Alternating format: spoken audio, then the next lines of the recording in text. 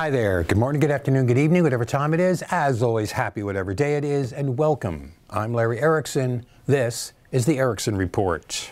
And we're going to start this time, as we like to when we can, with some good news. In this case, some good news on that remnant of barbarity that is the death penalty. On February 16th, Pennsylvania Governor Josh Shapiro announced that he would not allow any executions on his watch and called for an end to the death penalty in the state. The system is fallible and the outcome is irreversible, he said. I will not issue any execution warrants, and if one comes to my desk, I will sign a reprieve each and every time. Now, Pennsylvania has more than 100 people on death row, but it's been more than 20 years since the state carried out an execution, leading Shapiro to tell the legislature, look, why not? 25 other states have done it. Why don't we just get rid of it altogether? Meanwhile, in pretty good news on this same front, newly elected Arizona Governor Katie Hobbs has issued an executive order appointing a review commissioner to look at all aspects of the death penalty in her state, leading at least to a temporary suspension of executions. Arizona carried out 3 officially sanctioned murders in 2022. Only the usual suspects, Texas and Oklahoma, did more. Speaking of Oklahoma, it has run into a problem with its plan to kill 25 people in 2.5 years. That is 1 a month. The problem is that after doing the first 5, the state is discovering it's taking too much of a toll on the staff responsible for carrying out the process. I mean, they're not stopping executions, of course. No, they're just slowing it to 1 every 2 months. But this does raise an issue usually not considered in the course of this, the emotional impacts on the people who are actually responsible for pulling the switch. Meanwhile, the federal government, for its part, continues to offer conflicting statements. It's continuing a moratorium on any new death penalties for federal cases, while continuing also at the same time to argue in court for carrying out executions that were previously ordered. Finally on this, it being true these days that no good news goes unsullied, Florida Governor Ron DeSantis has offered 2 proposals that would lead to more death sentences. One is to allow juries to sentence someone to die even if the vote's not unanimous. Now, this runs contrary to current constitutional jurisprudence, which holds that a jury's decision to sentence someone to death, just like to convict them of a major crime, has to be unanimous, and that it's for a jury, not a judge, to make that call. His other idea, though, is to expand the death penalty to crimes beyond those that involve a death. This is something else that the Supreme Court has rejected. But the thing is, DeSantis here, he's not looking at precedent. He's looking at this court, which seems eager to impose its originalist crap on the entire structure of U.S. law. Originalism being the weird idea that the Constitution has to be interpreted in terms of what was thought and believed in the 1790s, completely ignoring the 230 years of social change and development since. The thing is, one of the cogent arguments against the death penalty is that the Sixth Amendment bans cruel and unusual punishments, and the death penalty certainly is unusual. I mean, again, not only half the states allow it, and even those states that do allow it, a lot of them go years without ever doing an execution. I mean, in Pennsylvania, it was more than 2 decades. But while the non-unanimous jury idea may be too far even for this court, recently, the scurrilous 6 that are the majority suggested that for something to be cruel and unusual, it had to have been thought cruel and unusual in the 1790s. So if what DeSantis has proposed actually gets to this Supreme Court, we could well see a renewed commitment to the culture of bloody vengeance masquerading as justice. All right, next up, we're going to take a longer look at Jimmy Carter. As you expect, after going through a series of short hospital stays for various physical issues, Carter, now 98 and our longest living president, has decided to spend his remaining time at home in hospice care. Now, I'm not going to do a whole biography of the man. What I wanted to do, though, was touch on a couple of things that may get less attention than some others. Carter, our 39th president, is not generally regarded as being among the best of that group, but it wasn't always the result of his own failings. But there is a case where I think failings do apply. I mean, personally, I think his biggest failing as president okay, was that prior to that time, his major administrative leadership roles had been as commander of a nuclear submarine and governor of Georgia. And in both those roles, he was notorious for keeping on top of every detail. The president can't do that. It's just not available to a president. A president has to be able to delegate. And that was something that Carter never really got a grip on. The result was that proposals too often were not properly fleshed out, or they were executed poorly, and it inhibited his ability to maintain a good working relationship with Congress, with the result that some of his initiatives were just blocked outright. All this together established an image of, as one person put it, an affable incompetent.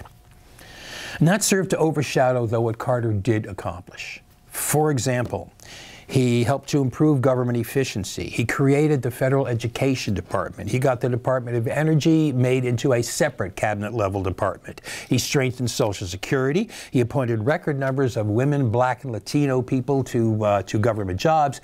And not least, one of his first acts in office was to pardon Indochina War-era draft resistors. In foreign policy, he oversaw the Camp David Agreement of 1978, which is the first actual agreement between an Arab state, in this case Egypt, and Israel. He negotiated the Panama Canal Treaty, which returned the canal to Panama. He established full diplomatic relations with China, and he negotiated a nuclear arms limitation treaty with the Soviet Union, which unfortunately never got ratified because the Soviets invaded Afghanistan, and that was the end of that. Oh, and he is called, at least by some, our first green president, having expanded the national park system and tripled the acreage that was under federal wilderness protection, along with, significantly here, initiating Department of Energy research on renewable energy, getting Congress to approve tax breaks for the installation of wind turbines and solar technologies, and installing solar panels on the White House. All of this was toward a goal of having the U.S. powered at least 20% by renewable energy by the year 2000. All those gains are undone by Ronald Reagan. It's interesting to wonder what our national position on dealing with climate change would be now if Carter's initiatives had not been actively undone under the tutelage of the fossil fuel industry. But there were two things that really undid Jimmy Carter's presidency. The first was the 1973 Arab oil boycott, which sent oil prices skyrocketing and led to miles-long lines of people in cars trying to buy gasoline. The economic impact was bad enough, but in dealing with it, Carter made a horrible political mistake. He told people to conserve energy by turning down their thermostats, and, you know, maybe we could be like most of the rest of the industrialized world, and if you're a little chilly, try putting on a sweater before you try cranking up the heat. And he also referred to our collective grumbling about the inconvenience of it all as a national malaise. In other words, he thought he could treat the American electorate like they were grown-ups. That is a mistake from which very few politicians ever recover. The other undoing, though, involves there's actually a part of this that's been shoved down the memory hole, and that's what I want to get to. But first, some background. The Shah of Iran was a U.S. ally. He was a dictator, but the sort that of whom the intelligence services would say, yeah, he's a son of a bitch, but he's our son of a bitch. He was overthrown by an Islamic revolution, and in January 1979 had to flee the country. That led the U.S. to end arms deals, arms shipments to Iran. In October of that year, 79, the Shah was admitted to the United States for treatment of terminal cancer. He died a couple of months later, despite the administration being told directly by intelligence agencies that doing so could lead to a violent reaction in Tehran, including seizure of our embassy. Well, guess what? A couple of weeks later, November 4th, 1979, a group of Iranian militants stormed the U.S. Embassy in Tehran, taking over 70 hostages who Carter seemed incapable of getting freed. This was perceived as an ongoing national humiliation, actively embraced by the national news media as such. Day after day, there were headlines, America held hostage, day whatever it was. Ultimately, 52 of those hostages were held for nearly 15 months. They were released only after Reagan was inaugurated in January 1981. Which brings up the thing shoved down the memory hole. There is reason to believe that this outcome may have come as the result of what amounted to treason by Reagan's 1980 presidential campaign. The October surprise was the name for the fear in the Reagan campaign that Carter may pull off such a surprise and get the hostages freed and so save his presidency. The claim here is that to counter that, the Reagan crowd struck an awesomely loathsome deal with the Iranians, under which the Iranians would refuse to release the hostages, helping Reagan get elected, in return for promises of U.S. arms shipments after that. Now, some things are known to be true in this regard. In October 1980, 3 representatives of the Reagan campaign met with emissaries from Iran, and such an arms for hostages deal was proposed by the Iranians. We know this because 8 years later, Lawrence Silberman, who was co-chair of Reagan's campaign committee and a participant in that meeting, acknowledged it. We also know around the same time, a similar offer was made to representatives of John Anderson's independent campaign for president. We know because his senior aides later confirmed it. Silberman denies the deal was done, but at that meeting was kept secret. Anderson's people reported the contact to the State Department, which is required by federal law. Reagan's people did not. 2, the hostages were not released until literally minutes after Reagan was inaugurated. And 3, in March 1981, 2 months later, $15 million in American arms were sent to Iran via transshipment through Israel. That is, Israel sent the weapons to Iran, and the U.S. replaced to Israel those it had sent. That kind of deal, secret dealing with Iran, continued until the whole matter blew up in the face of the administration in the form of the Iran-Contra scandal. Now, there are other lines of evidence here. There are other lines of evidence or other lines of argument. But here, I'm just going to cover just one more. Abul Hassan Bani Sadr was president of Iran from February 1980 to June 1981. In other words, basically across the time of the hostage crisis. And he repeatedly insisted in the years later that Iran's supreme leader, Ayatollah Ruhollah Khomeini, had clandestine negotiations with the Reagan campaign, which actively blocked that is Bani Sadr's attempts to negotiate with Carter. Now, is all this rock-solid proof that such a loathsome deal was done? No, it's not. It's not rock-solid proof. But as the old saying goes, if it looks like a duck, walks like a duck, and quacks like a duck, you've got reason to believe there's a duck in the vicinity.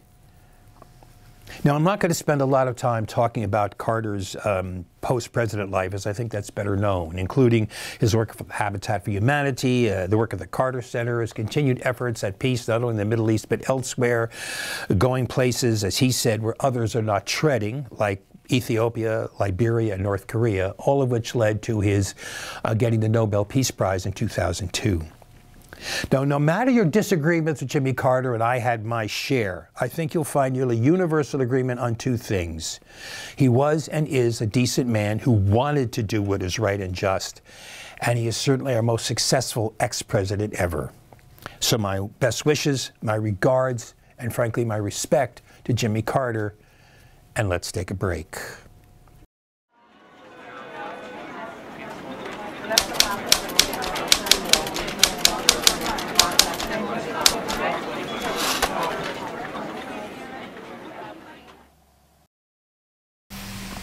And we are back with an important, occasional, necessary reminder. The Democrats are not on your side. Now, I don't mean every Democrat or every Democrat in Congress or in the executive branch. Of course not, no. But I do mean the hierarchy. I mean the institutional Democratic Party and the corporate Democrats that support it. A quartet of recent examples. On January 11th, a group of corporate Democrats called the Blue Dog Coalition expressed deep concern over the agreements that House Speaker McCarthy made to cap discretionary federal spending at 2022 levels. Now, were they concerned about the potential impact on budgets for health care, for housing, food aid, the environment, climate change? No, of course not. No. They were all discombobulated about the possibility that military spending, that war spending might be impacted because the $780 billion allocated in 2022 might not be enough. Then, later in January, it emerged that a group calling itself the Moderate PAC, that's its name, which has Biden's former campaign manager as its only consultant, an executive at a defense contractor as its treasurer, and a Republican mega donor as its major and essentially its only financial backer. In other words, a combination of corporate Democrats and gopper money. This outfit, the Moderate PAC, says it plans to raise $20 million for the 2024 election cycle for the specific purpose of scaring off progressive groups like Justice Democrats from supporting progressive challengers to incumbent Democrats and drown those that do arise in a sea of money. Then, as if to echo those intentions, on February 2nd, for the second time in 5 months, the Democratic National Committee's resolutions panel refused to allow a vote on a proposal to ban dark money in the party's primaries, and did it immediately after approving a resolution saying the party condemns the use of dark money, an assertion that apparently does not apply when it's Democrats using it against progressives. Hypocrites. The hypocrites. They are hypocrites. Finally, in case the pattern here isn't clear, on that same day, February 2nd, the House of Representatives voted on a resolution declaring that Congress denounces socialism in all its forms and opposes the implementation of socialist policies in the United States. Okay, now despite some members actually pointing out that if you actually acted on the basis of that resolution, you'd have to dismantle Social Security and Medicare and some other programs, along with, I would add, things such as public schools, public roads, and even police and fire departments. And by the way, isn't the military budget, isn't the war budget a type of socialism? I mean, it's a service offered by the federal government on behalf of the entire populace, financed with taxes drawn from that same populace. Anyway, despite the warnings of the actual meaning of this resolution, more than half of House Democrats, 109 of them, joined every gopper in voting for this piece of performative crap, and 14 more voted present. The only thing we don't know is how many of them did this because they actually agreed with this and how many did it because they just don't have the guts to mount the most minimal challenge to this celebration of reactionary wingnuttery. What we do know is that even among that 123 who voted against or voted present, even among that number, any of those who claim to be progressive can't be counted on when push comes to shove, and they in the institutional Democratic Party will continue to fail us until there's an actual political price to them for doing so. And as I have said before, we are on our own, and we have to be prepared to fight on that basis because they are not on our side. Now, on February 23rd, Tennessee became the 5th state this year, following Utah, South Dakota, Mississippi, and Florida, to bar transgender minors from receiving gender-affirming care, including hormones and puberty blockers. The latter of those states doing it by the devious trick of having Governor DeSantis' essentially hand-picked state medical board be the one to issue the ban. They joined Alabama, Arkansas, Oklahoma, and Texas, which had already passed similar legislation. And understand that in a number of these cases, these laws don't just prevent people from starting this care. They require that those who are already receiving it stop receiving it. In other words, they are essentially legally forced a medical detransition. These are bans on care, on health care that is literally life-saving. Trans youth are far more likely to consider suicide than other youth, far more likely to attempt suicide than other youth, far more likely to commit suicide than other youth. But getting gender-affirming care is associated with a 40 to 50% cut in suicide attempts. And it's associated with reducing suicidality, which is the overall risk of suicide, by nearly 75%. Which means, as a result of these bills passing, children will die. We'll never know for sure how many or just which ones, but we can say with high confidence that children will die. And the people who push these bills, who support them, who vote for them, are either criminally negligent in not knowing the effects of the legislation they are pushing, or they do know the effect and they just don't give a flying damn that they are killing the children they are claiming to be protecting. And there are many more such bills in the offering, hundreds of them, hundreds of bills targeting trans youth, not only with blocking of gender-affirming care, but things like forced outing to their parents, bans on their chosen pronouns, bans on their freedom of speech, and more. And some of these bills have passed one house of a state legislature this year. Now, not all of them are going to pass. Okay, not all of them are going to pass. In fact, less than 10% of the anti-LGBTQ plus bills that were proposed last year actually passed. But remember, in any given state, it only takes one of them to pass to do genuine, measurable damage to trans people. And note there, I said trans people, not trans youth. The bigots and the hypocrites are revealing themselves, and despite all their cries of, "Oh my God, save the children," we are now seeing bills that we're in the age in which care can be accessed is being raised. A South Carolina bill and another in Virginia set the age at which care can be obtained not at 18 but at 21, and one in Oklahoma would raise it to 26. Texas and Tennessee, meanwhile, intend to prohibit state funds from being used for health benefits covering gender-affirming treatments with no age limit included, which means there is no age at which gender-affirming care would be covered by such benefits or insurance. And we are seeing bills not only looking to ban medical transition, but social transition.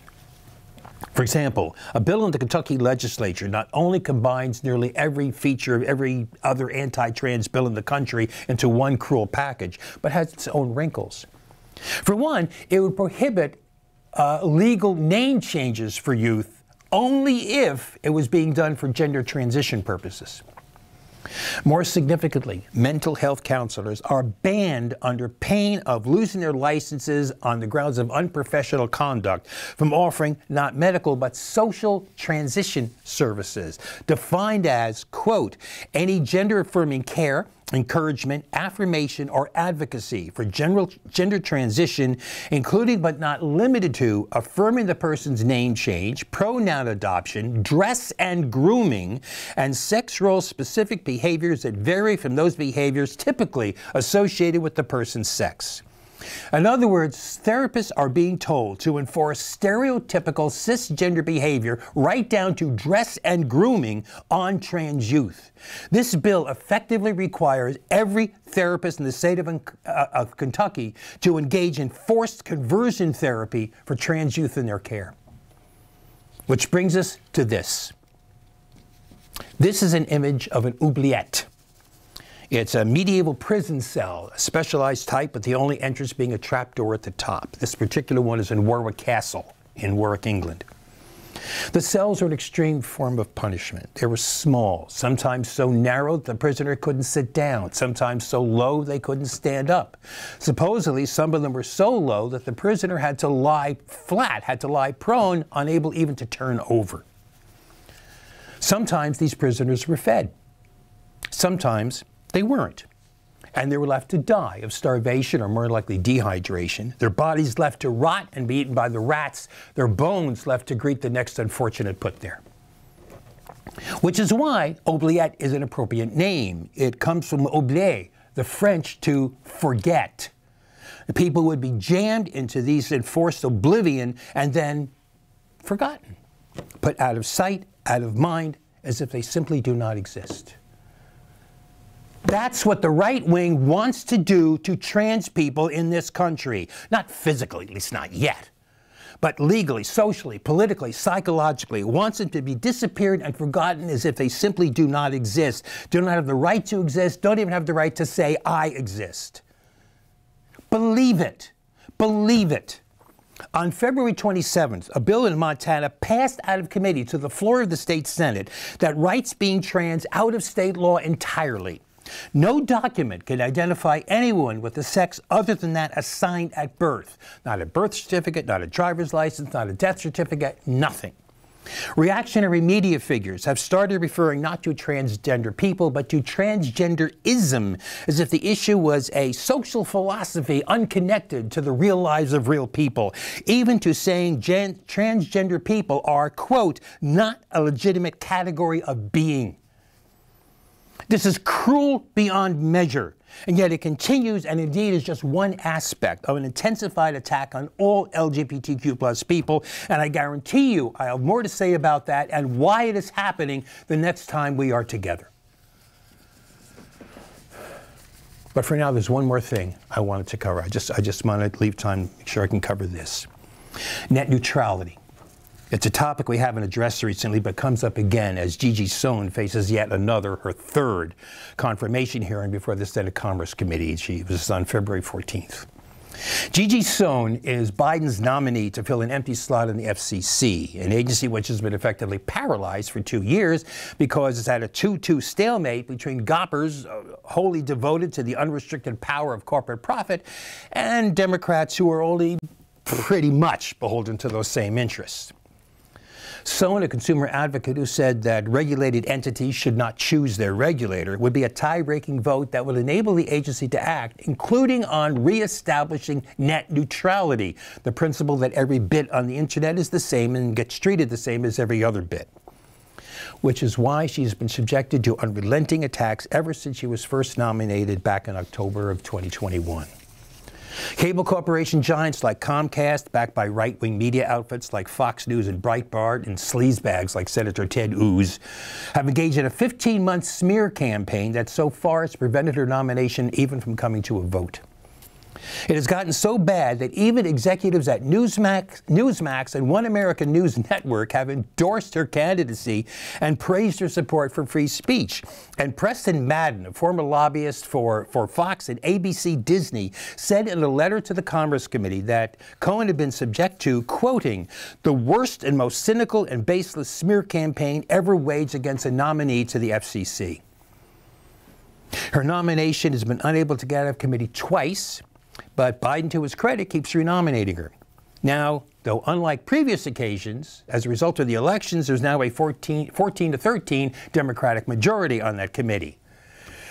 Unfortunately, one of that 14 is Kyrsten Sinema, so we'll have to see what happens. Okay, that's it for now. I have to tell you that I'm going to be away for a while. I'm not sure how long. I'm moving to another state. Which means I have to set up a new studio, I have to make new arrangements for production, and so on. So we are going to be back, but I honestly can't tell you when right now.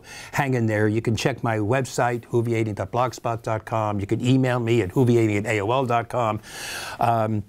But we will be back together, and the show may be different. It may be much the same. We'll just have to wait and see. In the meantime, until we see each other again, as always, peace.